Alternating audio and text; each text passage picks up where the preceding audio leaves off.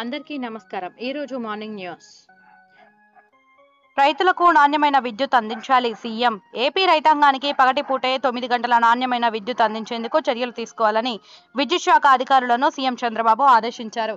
అందుకు అనుగుణంగా ఆయా ఫీడర్ల సామర్థ్యాన్ని మెరుగుపరచాలని సూచించారు. సోలార్ పవర్ ఉత్పత్తికి ప్రాధాన్యత ఇవ్వాలి. బ్యాటరీ ఎనర్జీ స్టోరేజ్ విధానంపై ప్రణాళికలు రూపొందించాలి. డిమాండ్కు తగ్గట్టుగా తక్కువ ఖర్చుతో విద్యుత్ ఉత్పత్తికి సరఫరాకు చర్యలు తీసుకోవాలి అని తెలిపారు. బీఆర్ఎస్ నేతల అరెస్ట్, టీజీ జాబ్ క్యాలెండర్ను నిరసిస్తూ గన్ పార్కులో బైఠాయించిన బీఆర్ఎస్ నేతలను పోలీసులు అరెస్ట్ చేశారు. అరెస్ట్ అయిన వారిలో కేటీఆర్, హరీష్ రావు, ఇతర ఎమ్మెల్యేలు, ఎమ్మెల్సీలు ఉన్నారు. అరెస్టులతో అక్కడ ఉద్రిక్తత వాతావరణం నెలకొంది. కాగా ఉద్యోగాల సంఖ్య లేకుండా జాబ్ క్యాలెండర్ ప్రకటించడం సరికాదంటూ బీఆర్ఎస్ నేతలు నిరసన చేపట్టారు. నిన్న కూడా అసెంబ్లీ ఆవరణలో బీఆర్ఎస్ ఎమ్మెల్యేలను పోలీసులు అరెస్ట్ చేసిన విషయం తెలిసిందే. ఉద్యోగుల పరిస్థితులు దిగజారాయి. సీఎం రేవంత్. టీజీ ఉమ్మడి రాష్ట్రంలో కంటే తెలంగాణ రాష్ట్రంలోనే ఉద్యోగుల పరిస్థితులు దిగజారాయని సీఎం రేవంత్ పేర్కొన్నారు. అందుకే టీచర్ల సమస్యలు పదే పదే తమ దృష్టికి వస్తున్నాయన్నారు. మిమ్మల్ని కలవలేకపోయినా మీ ప్రతినిధులను కలిసి సమస్యలు వింటున్నామని సీఎం అన్నారు. ఇటీవల పదోన్నతులు పొందిన టీచర్లతో హైదరాబాద్లోని ఎల్బీ స్టేడియంలో ఏర్పాటు చేసిన ఆత్మీయ సమ్మేళనంలో సీఎం పాల్గొన్నారు. జాబ్ క్యాలెండర్ ప్రకటన. TG deputy CM Bhatti Vikramarka అసెంబ్లీలో జాబ్ క్యాలెండర్ ప్రకటించారు. ఇందులో ఉద్యోగాల సంఖ్య ఉండదని, నోటిఫికేషన్ ఇచ్చేటప్పుడే ప్రకటిస్తామని తెలిపారు. అక్టోబర్లో ట్రాన్స్కో, డిస్కంల ఇంజనీరింగ్, ఏఈఈ పోస్టుల భర్తీకి నోటిఫికేషన్లు ఇస్తామన్నారు. ఇది కేవలం ప్రకటన మాత్రమేనని, దీనిపై చర్చ ఉండదని అసెంబ్లీలో భట్టి స్పష్టం చేశారు. కొత్త నోటిఫికేషన్లు, ఉద్యోగాల భర్తీకి చర్యలు తీసుకుంటామని వివరించారు. వర్గీకరణ కోసం కేసీఆర్ ఎప్పుడో డిమాండ్ చేశారు హరీష్. టీజీ ఎస్సీ వర్గీకరణపై సుప్రీంకోర్టు ఇచ్చిన తీర్పును బీఆర్ఎస్ ఎమ్మెల్యే హరీష్ రావు స్వాగతించారు. వర్గీకరణ డిమాండ్ను తమ అధినేత కేసీఆర్ ఏనాడో తెరపైకి తీసుకువచ్చారని గుర్తు చేశారు. వర్గీకరణ సమస్య పరిష్కారంపై ఉద్యమ సమయం నుంచే మా పార్టీ పోరాడుతోంది. రాష్ట్రంలో తొలి శాసనసభ సమావేశంలో వర్గీకరణ బిల్లును ఏకగ్రీవంగా ఆమోదింపజేశాం. ప్రతి సందర్భంలోనూ అమలుకు కేంద్రంపై ఒత్తిడి తీసుకొచ్చామని పేర్కొన్నారు.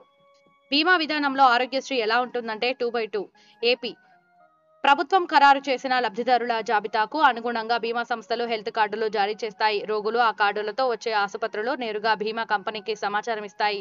అక్కడి నుంచి అనుమతి రాగానే చికిత్స ప్రారంభిస్తాయి. ఆసుపత్రులు పంపిన బిల్లులను పరిశీలించి బీమా కంపెనీలు చెల్లిస్తాయి. వాటికి ప్రభుత్వం సొమ్ము తిరిగి చెల్లిస్తుంది. ఈ ప్రక్రియపై జాతీయ కంపెనీలతో ప్రభుత్వం సంప్రదింపులు చేస్తోంది. బీఎస్ఎన్ఎల్ 5G వీడియో కాల్ మాట్లాడిన కేంద్ర మంత్రి. ఓవైపు 4G సేవలను ప్రారంభిస్తున్న ప్రభుత్వ రంగ సంస్థ బీఎస్ఎన్ఎల్ 5G పైన సన్నాహాలు చేస్తుంది. తాజాగా టెస్టింగ్ లో ఉన్న బీఎస్ఎన్ఎల్ 5G నెట్వర్క్ ను కేంద్ర మంత్రి జ్యోతిరాదిత్య సింధియా పరీక్షించారు.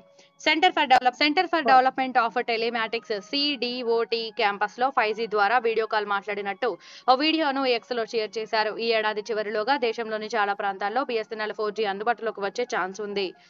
నాగార్జున సాగర్ కు జలకళ సంతరించుకుంది. ప్రాజెక్టు నీటి మట్టం క్రస్ట్ గేట్లను తాకింది. శ్రీశైలం ప్రాజెక్టు నిండడంతో వచ్చిన నీరు వచ్చినట్లే సాగర్ కు వదులుతున్నారు. ప్రస్తుతం శ్రీశైలం నుంచి 3.36 లక్షల క్యూసెక్కుల వరద ప్రాజెక్టులోకి చేరుకుంది. ప్రాజెక్టు పూర్తి స్థాయి నీటి మట్టం 590 అడుగులు కాగా 546 అడుగులకు చేరుకుంది. జలాశయం పూర్తి స్థాయి నీటి నిల్వ సామర్థ్యం 312 టీఎంసీలు కాగా 198 టీఎంసీలో నీరుంది. వయనాడ్కు అండగా నిలుద్దాం. ప్రకృతి అందాలతో ఎటు చూసినా పచ్చదనం పరిడవిల్లే కేరళలోని వయనాడ్ ప్రాంతం ఇప్పుడు శవాల దిబ్బగా మారింది. భారీ వర్షాల కారణంగా ప్రకృతి విలయతాండవం చేయడంతో వందల మంది జల సమాధి అయ్యారు. హాలిడే హాట్స్పాట్ గా ఉండే వయనాడ్ ఇప్పుడు సాయం కోసం ఎదురు చూస్తోంది. ఇప్పటికే ఎంతో మంది కేరళ ప్రభుత్వం చేపడుతున్న సహాయక చర్యలకు మద్దతుగా విరాళాలిచ్చి సంఘీభావాన్ని చాటారు. మీరు విరాళం ఇవ్వాలనుకుంటే ఈ వెబ్సైట్లు సంప్రదించండి. ఒలింపిక్స్ ఓటమి తర్వాత PV Sindhu tweet. Paris Olympics 2024 ప్రయాణం అందంగా ఉన్న తన ఓటమి బాధను మిగిల్చిందని బ్యాడ్మింటన్ ప్లేయర్ పీవీ సింధు అన్నారు. ఈ ఓటమి నా కెరియర్లో అత్యంత బాధాకరమైనది. దీని నుంచి బయటపడేందుకు టైం పడుతుంది. గాయాలతో చాలా కాలం ఆటకు దూరంగా ఉంటూ ఎన్నో సవాళ్లు ఎదుర్కొన్న దేశానికి ఒలింపిక్స్ లో 3వ సారి ప్రాతినిధ్యం వహించడాన్ని అదృష్టంగా భావిస్తున్నా. చిన్న విరామం తర్వాత నా ఆటను కొనసాగిస్తా అని ఆమె ట్వీట్ చేశారు. నీరజ్ స్వర్ణం గెలిస్తే కస్టమర్లకు free visa offer. At least CEO Mehak ప్రకటించిన ఫ్రీ వీసా ఆఫర్ SM లో బజ్ క్రియేట్ చేసింది. ఒలింపిక్స్ లో నీరజ్ చోప్రా స్వర్ణం గెలిస్తే ప్రతి ఒక్కరికి ఫ్రీగా వీసా పంపిస్తా అని జూలై 30న ఆయన లింక్డ్ఇన్ లో పోస్ట్ పెట్టారు. వెంటనే ఫ్రీగా ఇస్తారా? ఎందరికి ఇస్తారు? వివరాలేంటని ప్రశ్నల వర్షం కురిసింది. దీంతో ఒకరోజు ఒకరికి ఒక ఫ్రీ వీసా ఇస్తాను అని ఆయన జవాబిచ్చారు. ప్రతిదీ ప్రచారం కోసమేనా అంటూ కొందరు ప్రశ్నిస్తున్నారు.